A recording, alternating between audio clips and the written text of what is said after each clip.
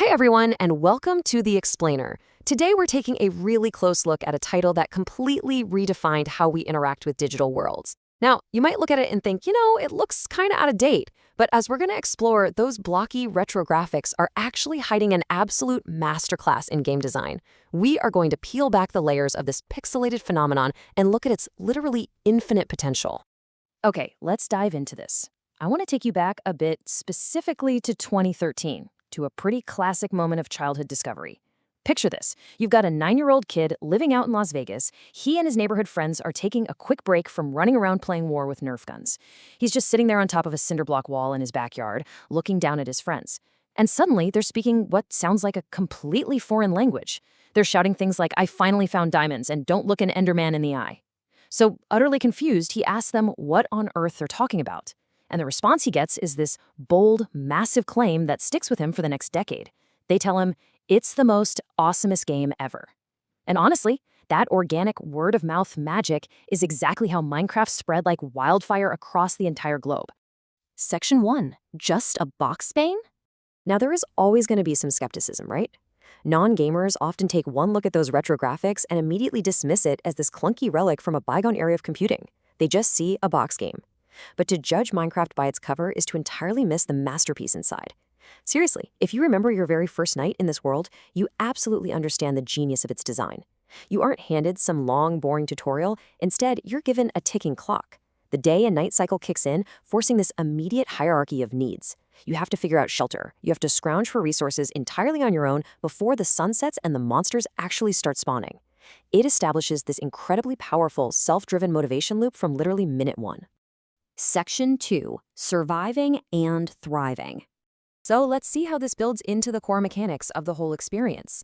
The game relies completely on pure, unguided discovery. I mean, the initial directives sound almost primal, right? You punch a tree to gather wood, then you figure out how to build a crafting table. But it's how this progression scales that is just so impressive. It's all trial and error, and it organically leads you from just barely surviving a single zombie inside a literal dirt hut, all the way to dimensional travel and slaying a massive dragon. The complexity scales so seamlessly right alongside your own curiosity. Now, what's really interesting about this slide is the brilliant dichotomy it creates in player psychology. In survival mode, which is the main way to play, resource scarcity creates incredibly high stakes. I'm talking about the very real fear that a single creeper sneaking up on you or just one misstep into a pool of lava can instantly erase hours of hard work. But then you flip over to creative mode, and all those constraints just vanish. With infinite resources and the ability to literally fly through the skies, it stops being a survival game and transforms into this pure architectural tool. Want to build a 1-to-1 scale replica of the Death Star all the way up to the game's height limit? Go for it. It's entirely possible. And the whole ecosystem actually expands even further with adventure and spectator modes. These aren't just throwaway extra settings. They're actually crucial tools that let the community safely build, share, and just marvel at these incredibly complex, user-generated adventures, all without the risk of anyone accidentally destroying them or griefing the map. Section 3. The Billion-Dollar Empire. All right, so I want to deliberately shift gears here for a second because this mechanical genius translated into a real-world business success story that is just staggering. Minecraft didn't just stay this quirky little indie game. It became an absolute global titan. The timeline here is truly incredible to look at. It started with just a single creator, a guy known as Notch, working completely alone. He releases this rough alpha build for PC gamers back in 2009, a version that was super fluid and relied heavily on user feedback. With literally zero traditional advertising, fueled 100% by word of mouth, the game blew past 1 million purchases by January 2011. Fast forward to 2014, and Minecraft is one of the best-selling video games in human history, sitting at 60 million copies sold, 100 million users, and just dominating online stores everywhere. Which brings us to this staggering number, $2.5 billion. That is the sheer visual punch of what Microsoft paid in 2014 to acquire the Mojang company and all the intellectual property rights to Minecraft. Think about that trajectory.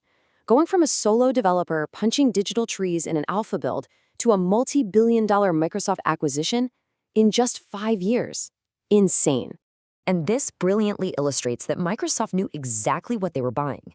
They weren't just buying a game, they were buying a cultural ecosystem. Just look at the real-world impact here. Minecraft holds massive dominance on platforms like YouTube and Twitch, where millions of people just sit and watch creators build things. It's even become this officially recognized learning tool, with schools all over the globe giving students access to it in the classroom. It is so culturally significant that the British Museum actually launched a project asking the public to help recreate its entire building and all its exhibits inside the game. And the fans? They are dedicated. Minecon drew an astounding 10,000 attendees in London, making it the largest convention ever held for a single video game. Microsoft even licensed the IP out to Telltale Games to create story-driven spin-offs. It is literally everywhere. And here is a really fascinating contrast. Despite its intentionally blocky retro look, Minecraft is actually being used to push cutting-edge technology. It's been integrated into advanced virtual and augmented reality systems. There are these mind-blowing demonstrations of players using the Microsoft HoloLens AR headset to display and physically interact with their 3D Minecraft worlds right on a flat surface, like a coffee table in their living room. It's just wild, right? A game that looks like it belongs on a floppy disk in the 1980s is serving as the flagship software for the augmented reality of the future. Section 4. The Ultimate Sandbox. This brings us to the profound philosophy behind the game's unbelievable longevity. Like, why are people still playing a game with no cutting-edge graphics a decade later? So, the crucial point is understanding that, unlike traditional games, there is zero scripted narrative here. The complete absence of some grand cinematic backstory or written dialogue isn't a limitation at all. It is the core feature. It's the thing that turns players into authors. Because, as one player so beautifully put it, every single atom of the story is crafted by the player. The game gives you absolutely nothing but simplicity, and you are the one who creates the complexity. Just think about what happens when you fail in this game. Imagine finally finding 40 diamonds, which takes forever, legitimately, and you've built this safe little cobblestone wall only to accidentally fall into a pit of lava. You lose absolutely everything. Everything you worked for, gone. In any other game, you'd throw the controller and quit. But in Minecraft, your drive to build back up isn't because some NPC told you to, it's because you genuinely want to. Your failures, your hard-won successes, those random pet animals you tame, your massive custom farms, they all create a completely unique narrative that is written, revised, and edited entirely by you. And even when you finally learn all the skills, travel to the final dimension, and defeat the Ender Dragon, which is the moment when the game actually officially rolls its credits, the story still doesn't end. Late-game Minecraft is this incredibly long, arduous journey where you truly have no set objective left. The game just sits back and offers you a blank canvas. Mojang didn't hire famous actors or animate these massive, expensive cutscenes. They just molded a universe out of a few blocks of wood and let you loose in the endless possibility of that simplicity. Ultimately, it's a game whose entire plot is having no plot. Its core objective is having no objective.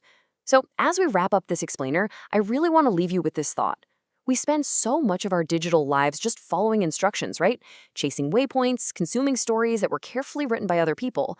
But if you are suddenly dropped into an endless world, given absolute unstructured freedom and the power to shape every single atom of your reality, what would you build?